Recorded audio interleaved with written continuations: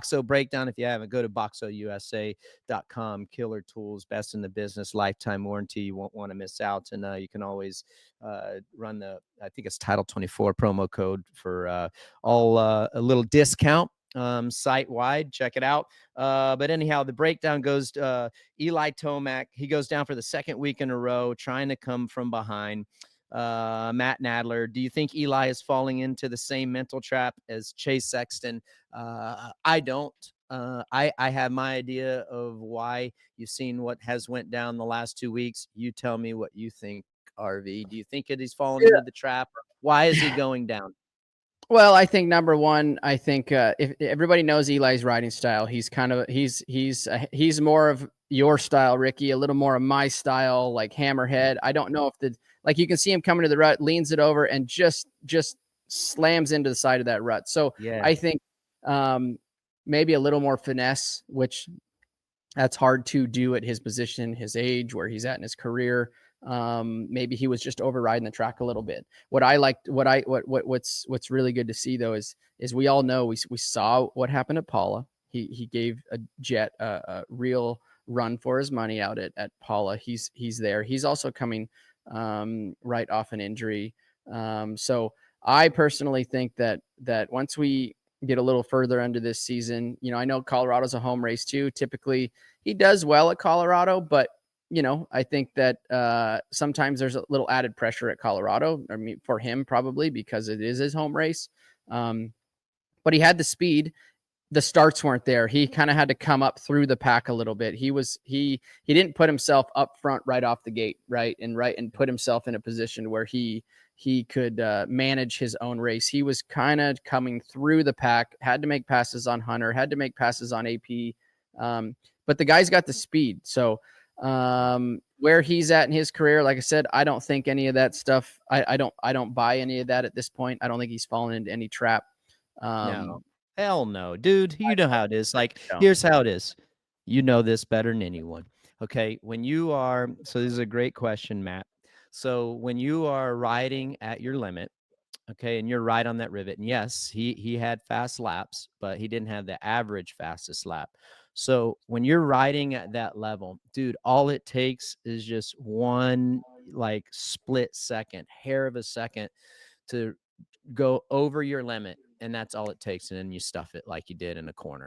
He's not like riding out of control to try to stay with Jett. But when you're on that limit, your chances of crashing goes up because you're not in your comfort zone. And I personally feel that's what happened in both situations. You talk about when we go back to Hangtown, dude, when you watch that race on TV, RV, that guy was coming through the pack. You could tell he was like in desperation mode because he got a bad start. So what happens when you're in desperation mode? I shouldn't call it desperation mode, but when like, oh, I got to catch up. I got to make up points. I can't let this guy, like gain all these points. I can't speak for Eli, but I know how I would have been. I'm like, shit, I can't spot these guys this dude any points.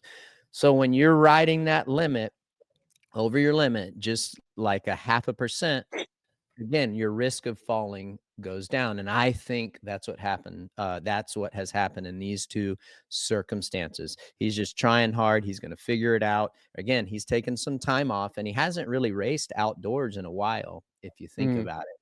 So you got that as well. So that's what I think. I'm with RV on this one, Matt. I don't think that he's fallen into the Sexton trap or what Sexton has shown us in the past. I don't believe that. I think what you're seeing is he's just pushing it a little hard and, the risk goes up. It's that simple.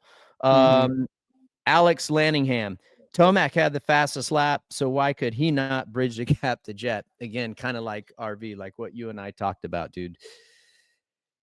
Even though he had the fastest lap, that doesn't mean maybe he had the fastest average time. Exactly. Yeah. One lap at a, let's call it 20 laps, 22 laps or whatever they did in that moto. I think that the way the track developed, like I said, I feel like Eli's a little more of that hammerhead. He's hammering it. Like that track needed a little more finesse.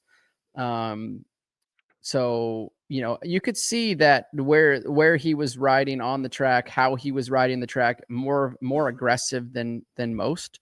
And maybe that's just why it happened. You could see in that turn, Aaron, if you rerun that where he tips over in the turn, he comes in a bit quicker than Jett. Like if you watch the speed of him coming in, it'll be the next clip here coming up. Like see Jett standing up, cruising through there. Eli's gotten like 2 more mile an hour in there, and he's trying to bridge that. Yeah. And he's just trying to bridge that gap because time was running out. And like you said, Ricky, he doesn't want to spot him those points. Now he spotted him those points because he went down. So, you know, I think he wants to win so damn bad that sometimes it's hard to pull back a little bit. It is, and he's right, dude. And the thing is, dude, he's riding great. Yep. I mean, he's crushing. It's just like I was having this conversation with one of the team managers in the paddock area, and it just you're racing against Jett Lawrence, you know, whether it's the guys who race against Jeremy McGrath or yourself. Like, dudes would have been multi-time champions if you weren't there. McGrath wasn't there, you know, like it's like he's hauling the mail. He's riding exceptionally well, but the guy that he's racing against is a bad dude. So like can you it's hard to beat the dude up and really like critique him when you're racing against one of the best to have ever done it, you know, or at least is on the way to being one of the best. So I don't know. It's tough. It's tough, but no, I think that's what happened. Hi folks, Lee Diffie from NBC Sports here. If you truly enjoyed what you just watched, you can get more news, interviews, and highlights by subscribing to the Motorsports on NBC YouTube page. You can get it all, so go for it.